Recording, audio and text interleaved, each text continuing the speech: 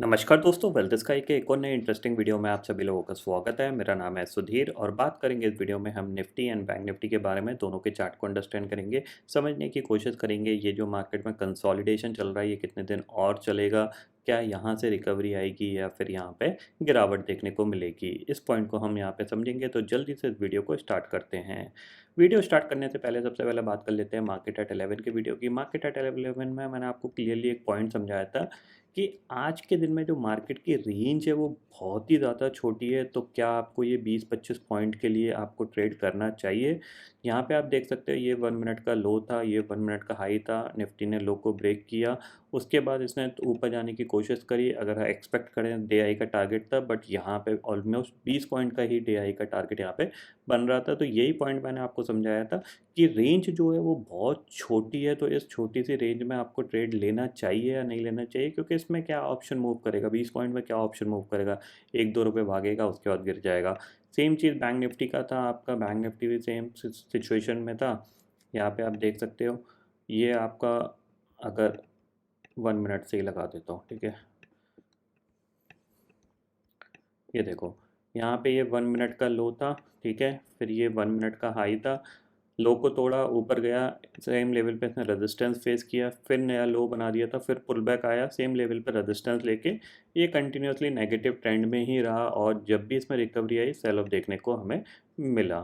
ठीक है, तो अगर ओवरऑल इसको भी देखें तो हम ये भी एक नैरो रेंज में ही रहा, क्योंकि अगर आप देखोगे तो कितनी रेंज थी ये आपकी, देखो ये आपका ऑलमोस्ट 44,500 और ये ऊपर 44,600, 100 पॉइंट की रेंज में ये भी ट्रेड करा। तो ऐसे ही इस टाइप के मार्केट में पैसे कमाना बहुत मुश्किल काम होता है, क्योंकि इसमें आपको कोई पैसे नहीं मिल सकते। तो आज का ट्रेडिंग सेशन जिन लोगों ने अवॉइड किया, समझ लो वो धीरे धीरे ट्रेडर बनने की जर्नी में काफ़ी हद तक आगे पहुंच चुके हैं। और जिन लोगों ने बहुत ही कम लॉट से, यानी 1-2 लॉट से ही ट्रेड किया, डेफिनेटली वो उसी पाथ पे चल रहे हैं। जिन लोगों ने ज़्यादा बड़े लॉट से काम काज किया है और थोड़ा सा लॉसेस किए हैं, तो हो सकता है उनको थोड़ी सी मेहनत करने की और ज़रूरत है, क्योंकि यहाँ पे मार्केट की कोई डायरेक्शन नहीं है और वो आपको आधे घंटे में पता चल जाता है। ज़रूरी नहीं है कि आपको end of the day chart देख के पता चले, शुरू के आधे घंटे 2 घंटे में ही आपको पता चल जाता है कि मार्केट की कोई डायरेक्शन नहीं है।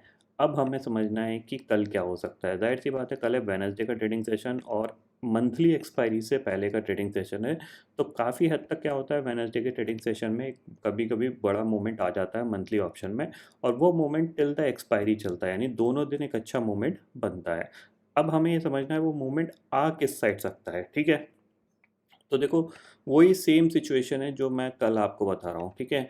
ये अगर आप ट्रेंड लाइन खींचोगे तो आपको कुछ इस तरीके की सिचुएशन दिखेगी, ठीक है ना। ये डाउनवर्ड ट्रेंड लाइन है, इसको अगर परफेक्टली खींचोगे तो इस टाइप की सिचुएशन आपको दिखेगी। और नीचे सपोर्ट के तौर पे आपके पास ये जो लेवल है, ये आपका एक सपोर्ट का काम कर रहा है। तो अब आपको यहाँ पे क्लियरली दिख रहा है कि ये जो ट्राइंगल है बहुत छोटा होता जा रहा है। अभी भी मार्केट इसी के अंदर ट्रेड कर रहा है, ठीक है, बट छोटा होता जा रहा है। तो अब थोड़ा सा अलर्ट हो जाओ कि कहीं ना कहीं ये अब ब्रेकआउट या ब्रेकडाउन देने के लिए तैयार हो रहा है। हो सकता है कल दे दे, हो सकता है परसों दे दे, या फिर हम कह सकते हैं नई सीरीज जो मंडे से स्टार्ट होगी या फ्राइडे से स्टार्ट होगी उसमें दे। तो चांसेस वेरी हाई कहीं ना कहीं अब मार्केट इसके बाहर निकलने की कोशिश कर सकता है। ये पॉइंट आपको ध्यान में रखना है, ठीक है। शॉर्टर टाइम फ्रेम में चलते हैं तो निफ्टी में देखें यहाँ पे तो एग्जैक्टली इसी लेवल के आसपास ये कंटिन्यूसली रेजिस्टेंस ले रहा था। अगर ऑप्शन चेन डाटा को अगर आप देखोगे ना यहाँ पे, तो देखो 19,400 की कॉल पे 1 करोड़ का ओपन इंटरेस्ट खड़ा हुआ है, 1 करोड़ 23 लाख का। 19,400 के पुट पे सिर्फ 46 लाख का। इसका मतलब क्या है, पुट राइटर्स का उतना कॉन्फिडेंस नहीं है कि ये 19,400 को निफ्टी क्रॉस कर पाएगा या नहीं कर पाएगा। 19,300 की कॉल पे 86 लाख का ओपन इंटरेस्ट है, पुट पे कितना है, 1 करोड़ 27 लाख का ओपन इंटरेस्ट, ठीक है। तो दोनों साइड के लेवल हमें मिल गए, ठीक है। दोनों साइड के लेवल हमें क्या मिल गए कि अगर 19,400 के ऊपर निफ्टी निकलने की कोशिश करेगा तो हमारे लिए एक बाइंग का सिनेरियो बन सकता है, क्योंकि फिर ये जो ट्रेंड लाइन है इसका ब्रेकआउट हो सकता है, ठीक है। और नीचे अगर 19,300 के नीचे निकलता है तो फिर चांसेस बन सकते हैं कि ये एक और नया स्विंग लो बना सकता है। जब तक ये इस 100 पॉइंट की रेंज में, तब तक ये थोड़ा सा कह सकते हैं, मतलब अजीबोगरीब बिहेव करेगा। ये हो सकता है थोड़ा सा रिकवर करके ऊपर जाए, फिर सडनली गिर जाए, फिर रिकवरी आ जाए, जिस तरीके से आज इसने बिहेव किया। यहाँ पे आपको गिरा, ठीक है, फिर इसने पूरे दिन रिकवरी दिखाई, फिर एक सडनली सेल ऑफ आया नीचे तक, फिर इसने 2 कैंडल में रिकवरी दिखा दी।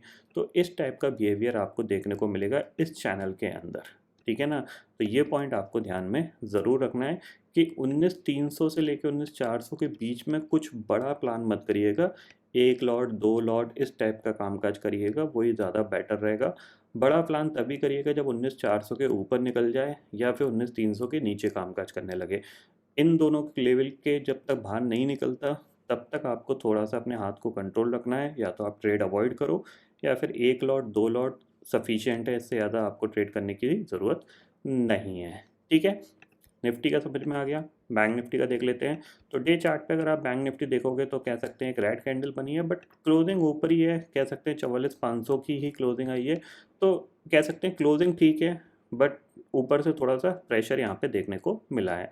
अब यहाँ पे आपको ये समझना है, देखो 50 मिनट टाइम फ्रेम में जाओगे तो आपको क्या दिखेगा, ये लेवल एक बैंक निफ्टी के लिए बहुत इंपॉर्टेंट लेवल है, ठीक है ना। 44,400 के नीचे अगर ये ट्रेड करना स्टार्ट किया तो फिर हम एक्सपेक्ट कर सकते हैं कि ये दोबारा से सेलिंग में जा सकता है, और टारगेट हम कुछ ये वाला लेके चल सकते हैं 44,170 का।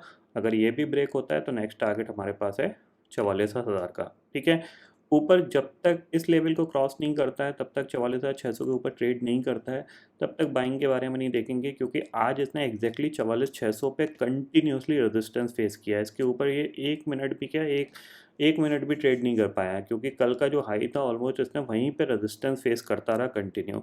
तो अगर ये फॉलो अप में नीचे जाता है, क्योंकि प्राइस एक्शन कैसा बना हुआ है यहाँ पे आप देखो, यहाँ पे एक फॉल आया, मार्केट साइडवेज गया, ठीक है, और फिर इसने फॉल बनाया, यानी नया लो बनाया है, ठीक है ना। तो हो सकता है यहाँ पे क्या, ये थोड़ा सा और साइडवेज जाके इस तरीके से ये नीचे की तरफ ब्रेक डाउन दे दे, ठीक है। तो बैंक निफ्टी में क्या है, 44,450 या फिर 44,400 के नीचे हम इसको सेल ही प्लान करेंगे। टारगेट हम यहाँ पे 44,170 का लेके चल सकते हैं, और 170 भी ब्रेक होता है तो फिर नीचे 44,000 का लेके चल सकते हैं। बाइंग का सिनेरियो हम 44,600 निकल जाएगा तभी यहाँ पे समझ सकते हैं कि 44,600 के ऊपर ही पॉजिटिव प्राइस एक्शन बनाए, तभी हम यहाँ पे बाइंग के बारे में थोड़ा सा सोचेंगे, ठीक है। इतना समझ में आ गया अभी आपको यहाँ पे। तो ये पॉइंट ऑफ व्यू है जो निफ्टी और बैंक निफ्टी में काम आने वाले हैं कल के ट्रेडिंग सेशन में और परसों के भी ट्रेडिंग सेशन में। क्योंकि अभी मार्केट रेंज में है तो एनालिसिस में कुछ नया ऐड ऑन नहीं होता, बट हाँ, रेंज बाउंड मार्केट का क्या होता है कि ब्रेकआउट या ब्रेकडाउन पे एक अच्छा मूवमेंट मिल जाता है। तो वो पॉइंट आपको यहाँ पे ध्यान में रखना है कि 2-3 दिन से ये ऑलमोस्ट आपको दिख रहा है कि निफ्टी ने यहाँ पे कंसोलिडेशन किया, ठीक है, फिर ये यहाँ पे भी कंसोलिडेशन था, फिर ये यहाँ पे भी कंसोलिडेशन था। तो आप चांसेस बन सकते हैं कि एक ये बड़ा मूवमेंट दिखा सकता है। इधर मान लो गैप डाउन खुल गया तो रिकवर हो सकता है, बड़ा गैप अप खुल गया तो ये नीचे गिर सकता है। तो इस टाइप का एक बड़ा मूवमेंट दिखा सकता है। हो सकता है फ्लैट खुल जाए या फिर थोड़ा सा गैप अप खुल के नीचे की तरफ ये एक और नया लो बना दे। तो ये थोड़ा सा सिनेरियो समझ के पहले से ही आप रेडी रहोगे तो जल्दी आप पिक कर सकते हो, ठीक है।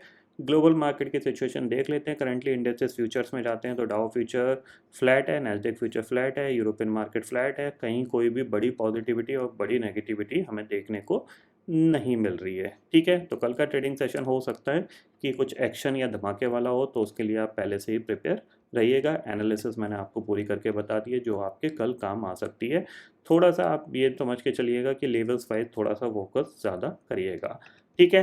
तो आई होप दोस्तों ये पर्टिकुलर डाटा आपको समझ में आ गया होगा। दोस्तों फिलहाल इस वीडियो में इतना ही है। आई होप ये वीडियो आपको पसंद आएगा। वीडियो पसंद आता है तो लाइक और शेयर ज़रूर करिएगा, और चैनल को जो सब्सक्राइब कर लीजिए, क्योंकि मैं सुधीर लेके आता रहूँगा हर दिन आपके लिए नए नए वीडियो। इसी के साथ शुक्रिया दोस्तों, जय हिंद।